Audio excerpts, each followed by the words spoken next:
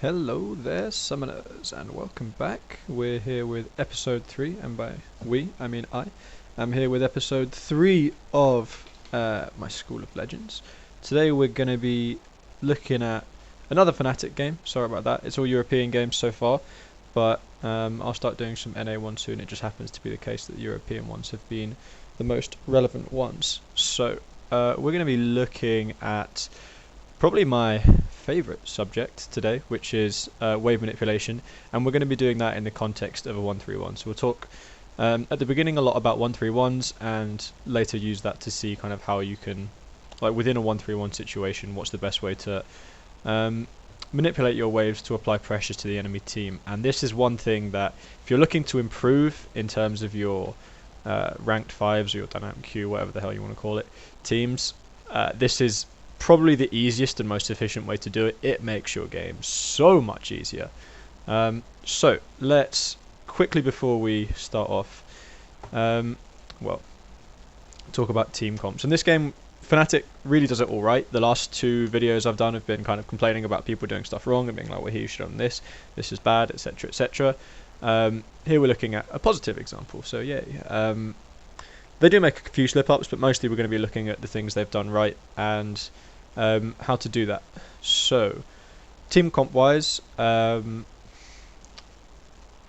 it's currently in order that it was actually picked. So, Lucian first pick's fine. Looking at the kind of AD carries, you've got really Corki has a really early spike and then tails off, really good in a lane swap scenario, good for poke, good for siege.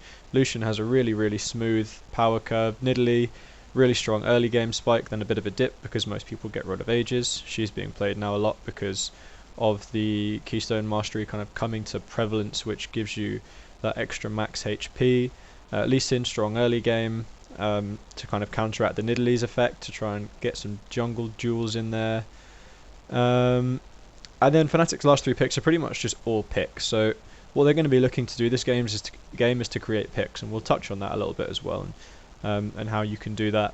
The Malphite pick is a bit of a disrespect. Well, not necessarily disrespect, but it could be seen as a drafting mistake, especially seeing as you leave yourself very open to being counterpicked when you take Malphite, and that's what they've ultimately done. Here you end up, Fnatic end up getting Nautilus for Gamsu, which is A, a counter pick, and B, fits in with the whole theme of their pick comp. So there was a good draft from Fnatic. So this is where we first start talking about lane swaps, and the first question about a lane swap, obviously, is when does it happen? When do you want to do it? And the answer to that is when you have a really crappy 2v2. So Ezreal Braum into Lucian Thresh is really bad for 2 reasons. One, you're using a melee support into a ranged support, Thresh and Bard usually being considered the kind of most abusive supports, along with Morgana in certain matchups, to abuse that kind of melee support that Braum is. Ezreal Braum don't really synergize that well, but more than that is that Ezreal, seeing as the blue build is kind of the only, apart from Forgiven, no one really considers Triforce build to be viable at the moment. Everyone's building blue build, which means he'll rush a Tear and a Frozen Fist in lane, which gives you absolutely nothing in terms of combat stats. So he's going to have a really weak early game. So Elements really want to lane swap this. Also, your top lane, again, you've been counterpicked, so you want to lane swap when you have a top lane 2v2 that gets that is going to lose in terms of kill pressure, etc, etc. So we'll start playing the video. Hopefully it's buffered enough. I am having to refilm this video because last night I did the entire 45 minutes of it for the new software that I'm using to tell me that there was a problem with my microphone and that it couldn't hear me, so that's just great. But hey, we have a webcam now, so that's great. You guys get to see my face. I don't know if that's that much of a boon to you guys. I don't know if you care that much. Okay, so we're into game. I'll put me up there. Hopefully I'm not too distracting. Right. What's the quality? What's going on with the quality here? Right, first of all, let me just get this to go away. There we go. And sorry about that. Just had to pause for a second. So, first kind of stage of a lane swap that you're looking for, the first thing you have to take into consideration is the vision, which is what Elements are doing now. You're going to see the 3 wards that they place down, and those catch people coming out of the base and see them when they're heading towards top lane. Other things you can do is ward the enemy jungle, and that's to find out where people are starting, because jungle assignment is a really big deal in lane swaps. One thing that you see a lot of teams do, like Unicorns of Love did it and really screwed Fnatic over when they did it last time, I think it was Fnatic anyway, is immediately send your bot duo to the top lane, and that way you'd avoid those wards that Element has on Fnatic's side right now. So you can sneak past it, but obviously you lose the pressure of being able to invade into the enemy jungle and place your wards, and that means that you have less information, but it means that the enemy team is also blind. So it's the kind of beginning stage of this is an information trade-off. The next thing we have to talk about is your jungle routes. What you're going to see here is, if I just pause it quickly, you should note that in a lane swap scenario, obviously there are 4 members of the blue team on the bottom side and 4 members of the red team on the top side. So the map gets divided in a way that it isn't usually. Normally the map is cut down river, so everything to the right of the river is owned by Element, and everything to the left of the river is owned by Fnatic. It's now going to be cut by mid lane, and that's because of the fact that we're in a lane swap. So the way that you hear people refer to this is by talking about strong side and weak side of the jungle. Your strong side is the side that has your AD carry and your support in it, and that's because your support can roam, and you see supports doing that a lot to screw up the enemy jungler. Support can only do that when they start on their weak side, i.e. the side that doesn't have the AD carry and support on it. The support can do that because the AD carry is going to freeze the first 2 waves in order to get a cannon minion to then push onto the tower. So, yeah, a lot of information to take into account, but it's just information trade-off. And with the jungle start, the jungle and the top lane are going to start holding hands in the jungle, and the jungler pretty much always takes the full XP from the first camp so that he hits level 2, and then you share the rest of them, you share the next 2, and the top laner will hit level 2 either then, after I think taking one of the kind of small creeps from the blue or red buff, or when they run to lane they'll get level 2. So yeah, you're going to see here that the jungle in a lane swap scenario has to play towards the AD carry side, the AD carry support side. So Spirit's playing towards the side that Reckless and Cly is on, and Gillis is playing towards the side that what's their name, Mr. Ralles and Sprattle are on, and that's so that you can be there to dive if the top laner stays around, and also because you don't have your support there to help you in case of getting attacked in the jungle. Right, so this is phase 1 of the lane swap, and this is the phase that should go off completely without a sitch. Now Elements really screw this up here. They don't end up taking the top tower. It's really hard to see why without a spectator client, either just because they literally don't have enough damage because they're running a Malphite, and the Malphite didn't get level 2 till quite late, and you know, Ezreal and Brown, again, not the highest damage combo, but I imagine it's because of the way that they dealt with the wave. I imagine they pushed the wave in too early. What you want when you take down the tower is to have the tower kill as many of the minions, as many of your minions as possible, and that denies CS from the enemy team, and it also means that because the wave will be in their side of the map, it will bounce back towards you, which is what you want. After that, the lanes are just going to swap over. Elements leave Steve up in the top lane because they don't take the tower. So this is pretty big. Well, they don't leave him up there because they don't take the tower. They leave him up there because they're going to send their bot duo to the other side of the map. But already, right here, Fnatic have got a 1k gold lead. This is something that should not be messed up. But we're not here to talk about Elements' mistakes. You can practice that like a bajillion times in custom games. Like, it's so easy to practice. Just practice getting that tower down perfectly and getting it to kill all the minions. Right, okay. So the lanes swap back over and not much happens. The towers go down as per usual. If you're super ahead of someone in this stage because they've reacted really slowly, then the move you can make is to not have the tower kill all of your minions. If you have enough minions, you can push down the tower and push all the way into the next tower, and then create an even bigger bounce back to you. And that is a wave that eventually your top laner will be able to pick up, because that's what the top lane is aiming for. The top laners are super starved, because that's what happens in a lane swap scenario. They won't get any of the CS, and they start getting CS once the towers go down and the big waves that you've pushed into the enemy tower start bouncing back to you. And that's something that's really key, and then we're going to have to talk about a bit more in depth later, because it's a big part of how to win a lane swap, because no one really wins this unless someone really makes a big hiccup like Elements have done. Normally it should just be both towers go down, 2 towers on each side, okay, all good. And then it's kind of what do we do from there, because there's this big stall out period that usually happens in a lot of games.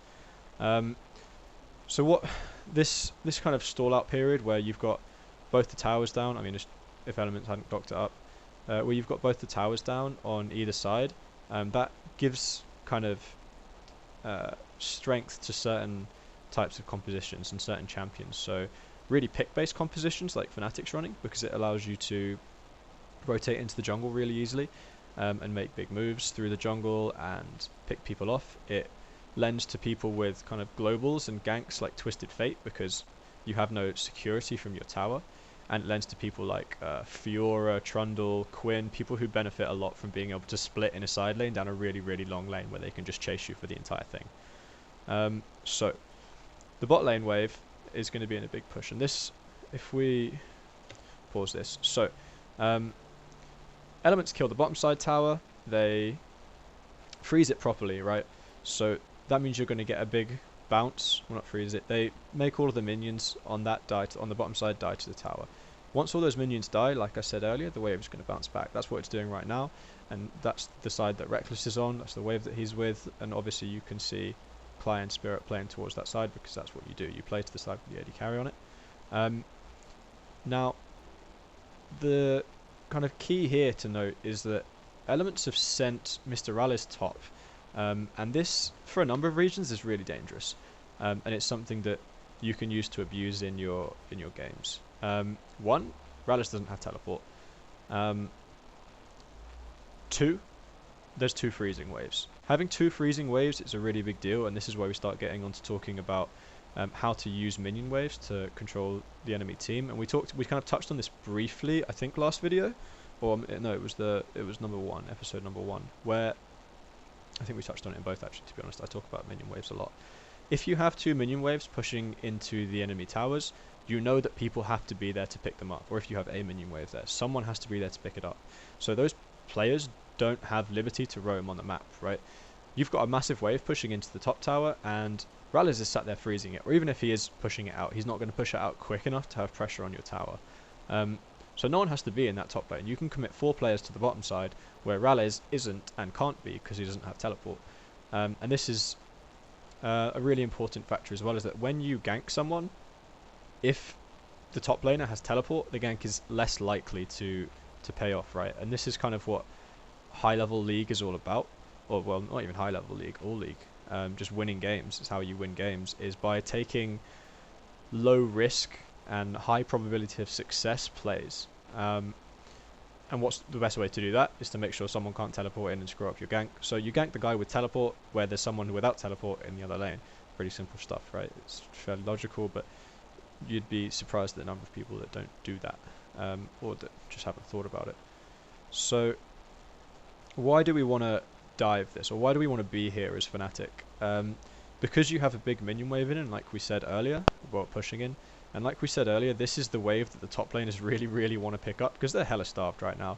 Malphite's on 14 CS, Cork is on 50, right? So this big wave is his bread and butter. This is the kind of this is the payback he's getting now for being starved for the entire lane swap, and this is where he should make up his levels. Right now he's level 3, right? So what's the best way of denying that top laner more farm? Kill them. When the big wave gets to that tower, you want to dive him, and that's a thing that you'll see a lot more in competitive play, is that lanes that get dived are not lanes that get ganked are often not the ones like you see in solo queue, where it's just because someone's overextended. It's the lanes where people have really pushed up, and obviously in solo queue you're like, you're pushed to the tower, I can't gank you. In competitive play it's the opposite of that. When there's a big wave pushed into the tower, that's when you want to gank someone, or at least shove them off the tower so they can't get that CS. And that's what we're going to see here. So you have a numbers advantage here. Sprattle's still on the top side, which is a bit of a boo-boo. He makes it down in time, so does Gilius, but yeah, as we talked about, Gamsu doesn't have to be on the top side. He can roam all the way over to the bottom side, because he has no pressure there pushing against him. You've got 2 freezing waves for elements, and that's bad, because it allows this to happen. So, big waves pushing in here. Steve really wants to pick this up. They know that. Steve's really low level, because he hasn't been able to pick anything up. He steps too far forward. He's a free kill.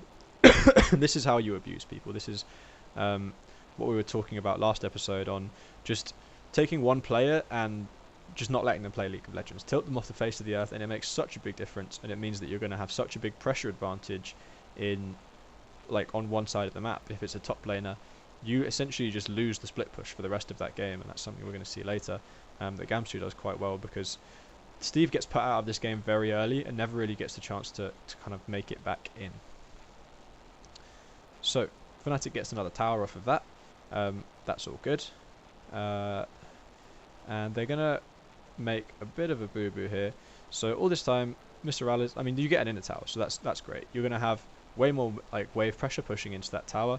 And as we said earlier, you're going to have more abilities to rotate through the jungle and make picks. So you can just, set up shop and permanently ward that side of the jungle, push that in, and then Gamsu can roam somewhere else. Once you've pushed in that lane, you make plays somewhere else. That's how it works, because Steve has to be there to pick up the waves they're going to be pushing in. So this tower goes down. That's kind of expected. And that's fine. It was on like no HP. Elements makes an appropriate kind of response, which is to take the neutral objectives on the map. This is another thing that Fnatic maybe could have done better here, is that when you have all these lanes pushing in, like pressuring in, then try and take neutral objectives on the map. They at least should have got the dragon, and I think Elements end up getting it, or at least end up like they were in a situation where they should have got it. So, but yeah, Elements makes good play there. Again, the waves pushing into top, someone has to be there. That gives you time to take the Rift Herald. Good job, Elements. Unfortunately, it doesn't work out in the end, but hey. Especially seeing as Rift Herald, as we've kind of mentioned before, is pretty low priority at the moment. Dragon's actually just got a buff. So that puts Rift Herald even further down. I'm hoping Riot kind of rebalance that. They should do.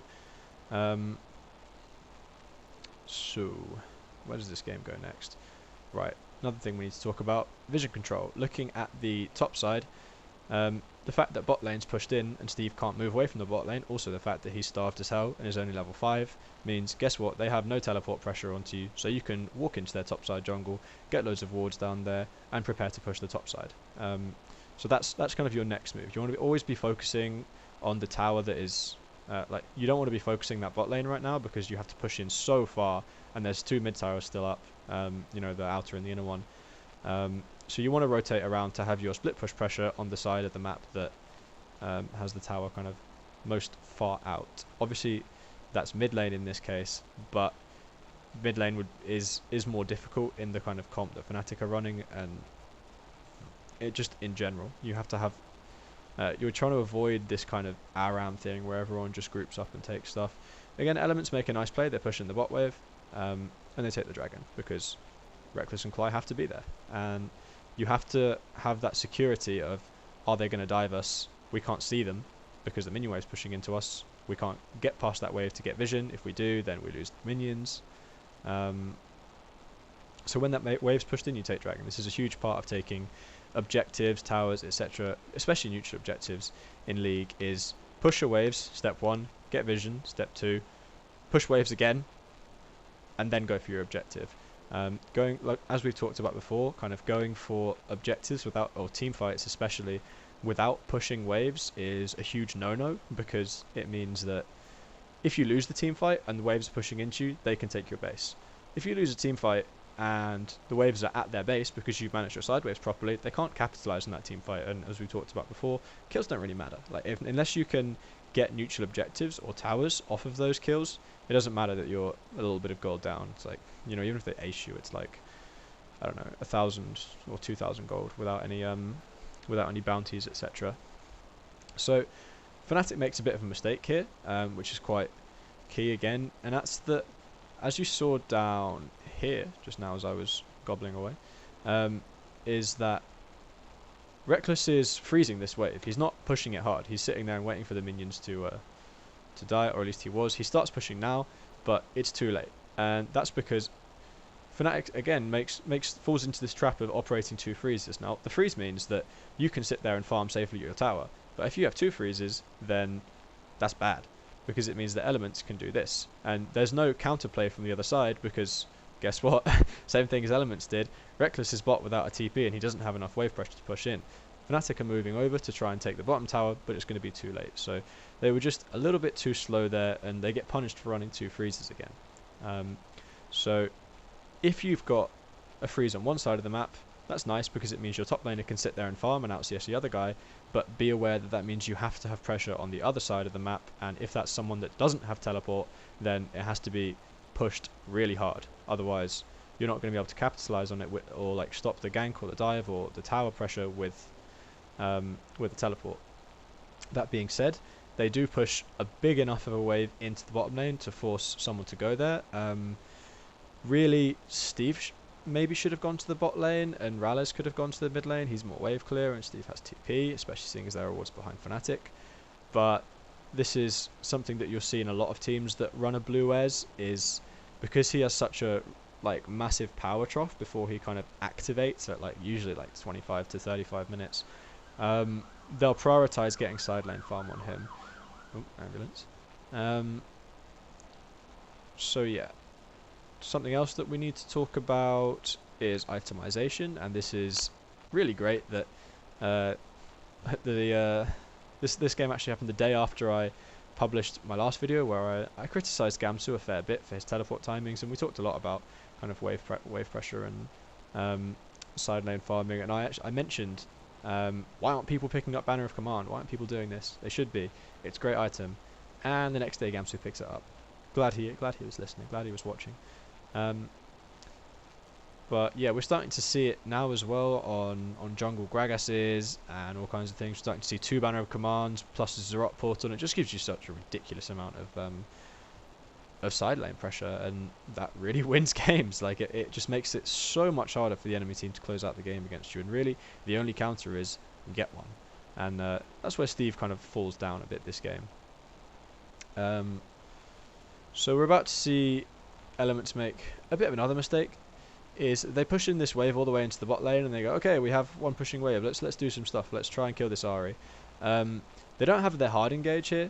They burn a flash on Gillis. Gillis goes super ham, but you don't really want to be fighting here anyway. Your top lane's pushed in, so Gamsu has teleport priority. He's a level up on Steve, who is your main hard engage. And also, Rallis has a Manamune and a Sapphire Crystal right now.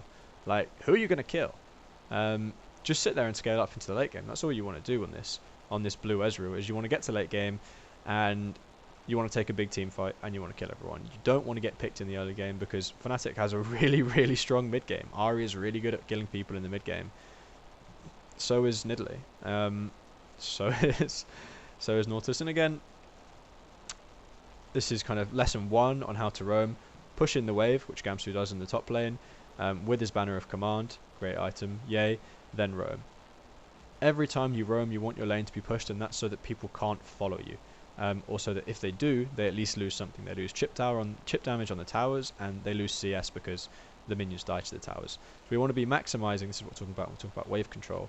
We want to be maximising the number of minions that we get, and maximising the number of minions that die to either their minions or their towers, and having the wave pressure when and where we want it. And using that pressure as well, diving when we have big minion waves to dive with. We see this again. Kind of unfortunate that Gillis blew his flash there. The spear damage is pretty great. You can see Nidalee doing a ridiculous amount of damage. And the lovely zoning hook that comes in from Cly here. There you go, isn't that great? So, moving on, what's the next thing we have to talk about? Talked about most of the bits we want to. So yeah, just quick recap. Push it. Make sure your minion waves are pushing. Don't operate double freezes. And use your minion wave pressure to create, at the very least, so it's kind of priority-wise, again, dives / tower kills, because dives usually lead to tower kills, which will deny CS, or neutral objectives, or at the very least vision control. At the very least, if there's nothing else you can do on the map, always try and go for vision. Always try and go for that deep vision in their jungle, and then, as we talked about before, kind of by process of deduction, you can know that they are on a certain side of the map. If you have their entire red side jungle lit up like a Christmas tree, there ain't nobody there, well, they're on the blue side. And it also means that if you can get into someone's jungle like that, Rainover talked about this recently, and that's if you can take consistently every single creep in their side of the jungle, their jungler has no reason to be there. So without even needing vision, you can predict where he's going to go. Either he goes to the other side to farm, because that's the only place he can farm. He ganks, again, on the other side of the map, because you have vision on that side of the map, or he comes to that side of the map and tries to fight you, and you just walk away and he has no gold. Cool. So yeah, here you see the banner of command working, and Gamsu's got such a huge CS lead. He's 38 CS up, which in competitive is considered to be pretty massive, especially at 17 minutes. He dies for this, but tower goes down, completely worth. So yeah, huge XP lead because of the number of minions that he's been able to soak just from having better wave control. And they get a tower for it. So you've now got 5 towers, and this is something I want to talk about here, which is that another reason why it's so important to take towers down, another thing you want to be really wary of playing it into a comp like Fnatic, or something you want to be able to abuse when you're playing a pick comp, is if you take a tower, that then means that you have what you'd call rotation priority, i.e. you have a shorter route through the jungle into the other lanes.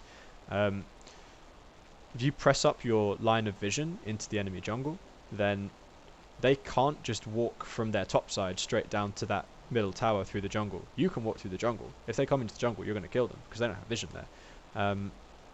And that's something you achieve by using loads of sweeping trinkets, which Fnatic does. When you're ahead, you either run yellows or reds. You don't want as many blues when you're ahead because you shouldn't have to be face checking. We talked about this before. When you're behind, you want to be running more blues, as Elements is, because you have to face check more regularly. So we'll talk more about vision denial later. There's a good thing for it. But yeah, so you want to use that rotation priority that you have to create picks, as you saw there. Spratter walks into the jungle, trying to rotate down to the mid tower because he knows that's where they're going. But you can't walk through there. You're going to die if you do, because it's a pick comp and they have vision and rotation priority on you. So as kind of, if you're playing assassins, if you're playing pick comps in your ranked 5s games, in your dynamic queue, whatever, ranked 5s, I'm just going to call it ranked 5s games, then try and use that. Again, you can use minion waves to predict where people are going to go, and you can sit in the jungle and wait for them when that minion wave is pushing into their tower, and either they go the long way around and they lose the tower, or they walk through you and they die. Or at the very least you get some chip damage down onto the tower. That's what you want to be aiming for. So now, in comes the real big guns. The ZZ Rot portal is completed for Gamsu. Excellent stuff. I didn't touch on this item the other day. I kind of overlooked it. I didn't think it was that shit hot, but apparently it is. I guess when you combine it with a banner, it's even better. Important thing to note, this kind of itemization, you don't want to be running this into, like, at least in team scenarios, into like really carry-oriented top laners that can, especially physical ones, that can just kill it. I mean, like, the reason that Zerot Portal and Banner are so great for this is that so much of Malphite's damage is magic, and all of his ability damage plus his Sunfire, which he's always going to build, especially seeing it's just been buffed. Everything is magic damage, and Banner doesn't take magic damage, so it's just going to keep him in the lane for like a long amount of time, and that's going to exacerbate this kind of process of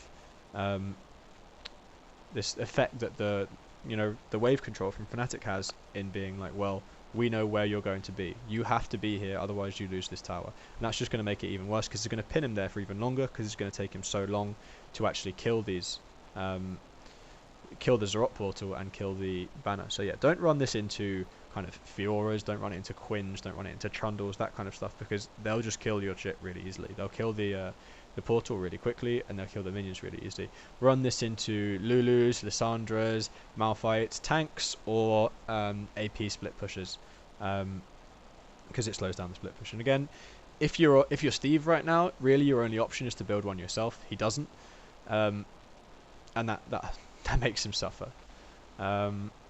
you can see how slowly he kills it there. And he doesn't even end up killing it because Gamsu ends up coming and forcing him away. So fine. So we get another nice little move here from Fnatic. As you can see, they are starting to build up vision on the around the Baron, and they've gone for 3 red trinkets, 1 blue and 1 yellow, and again that's just to deny all of the wards, as many wards as possible. Elements only they have 4 wards available from Gilius, and they have a sight stone on Sprattles. So with you know, your 5 pink wards and your 3 sweepers, you can make sure that Elements just has absolutely no vision outside of those blue trinkets. You wait for those blue trinkets to you know, get popped on the Baron because they have to face check into you. You kill them and then you start taking the Baron. So Gamsu goes and sets up his split pushing stuff. He knows that Steve has to be there for a certain amount of time to deal with that, and he just walks across the lane. He doesn't even need to use his teleport here. So you're creating a teleport kind of disparity, a teleport advantage without actually using a teleport here, which is great. And this is a play that is quite big. So you see the blue trinket coming down. It's the only way they have vision. They have absolutely no vision on the map. And because of that, Steve has to teleport an absolute mile away right now. So okay, we get a free teleport, we walk away. So now what do? You do the exact same play again. You keep choking out the vision in that area, you keep sweeping constantly, you keep your lanes pushing out, you keep bot lane pushing out, and you make the same play again. And Steve is going to either have to come and hard engage on you, or he's going to have to... So either he's going to come and hard engage on you and lose his tower, potentially, or he's going to stay there and they're going to have to lose the Baron or fight it 4v5. So you're just trying to create these, you know, high probability, high chance of success plays where really the enemy top laner or teleport user, whoever it is, has to be in 2 places at once, and guess what? They can't. So yeah, this is something that Fnatic does really well, manipulate their waves, and it's a reason why, even though their kind of team cohesion isn't that great at the moment, they're staying in games so well. It's taking teams so long to push them out of games, even when they're, you know, a lot of gold up, and it's because Febiven is just constantly clearing waves in the side lane, and their side lane pressure is always really, really good. So right, Gamsu's in the bottom lane, he's got TP advantage, so he can be there. He can sit there and just push away, and Steve makes the correct play and comes mid to try and force an engage. Fnatic's not that stupid, they know that's their only option, so you just walk away from the engage. You have teleport advantage, you don't need to engage. My nose is really itchy. God, I'm going to give it a good itch before we carry on talking. Oh, there we go. So, you make the exact same play, you buff the cannon minion, you set up your Zarot portal, and then you walk away. And Steve's going to have to come here, or going to have to take a lot of damage for the bot lane tower. I think he ends up choosing damage on the bot lane tower, unless I'm mistaken. So yeah, Elements. This is getting really desperate for them. They have absolutely no vision. The enemy team's going to go for the Baron. Bot wave's pushing. You've got no teleport. Great situation for Fnatic. So right as that wave crashes into the tower, you push out your final wave, and then you start rotating towards the Baron. And like, you know, your final wave's in top lane, as Febim's just done. Your final wave in mid lane, as Reckless has just done. And as soon as you see Steve there, a bunch of pings, like on the way pings, come down onto the Baron. He does, you know, all he can, which is kill as many as possible and then run to the Baron. And that means that Fnatic knows they have a 4v5 in this. They know that they don't have any vision on it. They know that someone has to face check in, so you make a pick. This is the type of situation where it's perfectly safe to make a team fight, even if it is, you know, just a straight up 5v5 team fight. You've got a gold lead because you play the lane swap better. Your lanes are pushing in, so even if you lost this team fight, it's cool because they can't take anything off it. They can't take a Baron off it. They're going to be too low. They can't take any wave pressure off it. All they can, well, they can take wave pressure off it, but they can't take any deep vision off it. They can sweep out your vision over the Baron. Okay, we'll buy new pink wards. They cost 75 gold each, and that's it. So it's about taking team fights when, even if you lose the team fight, it doesn't matter. And Fnatic happens to have mechanically superior players to Elements by quite a way. But you know, that's not often even the case in winning teams. Like, the teams that win games are often, you know, everyone who gets to Challenger, not Challenger, to LCS, but, well, yes, Challenger, is mechanically good. The difference between the teams that have massive winning streaks, like Fnatic's 18-0 last year, and the teams that don't, is not the mechanics. It's literally just who plays the map better. And lane swaps is such a huge part of that. And within lane swap environments, what makes the biggest difference is wave control. And from here on out, it's just super easy from Fnatic. You've already got the side wave pressure from the banner. Steve's not going to have many more options in this game. And from here, you can just close the game out doing the exact same thing, making the exact same move. Burning his teleport, pushing the side waves, using the Baron buff to siege. You've got an extra mid wave of pressure right now, so you can just plonk everything in the bottom lane, and then you can go top. And there's not really that much left to talk about for me. From here on out, how much longer does the game last? It lasts another 7 minutes? 6 minutes? Not even that. Lasts another 2 minutes from here. So we're going to finish it up there. Thanks very much for watching. I hope you learned something. I hope that maybe this will help you in your rank 5s games and you can put this into practice. Remember, don't run double freezes. Make sure you push your minion waves properly. Build lots of banners and commands and Zarot portals. Take team fights when you have minion pressure, not when you don't. Thanks very much for watching. Take care.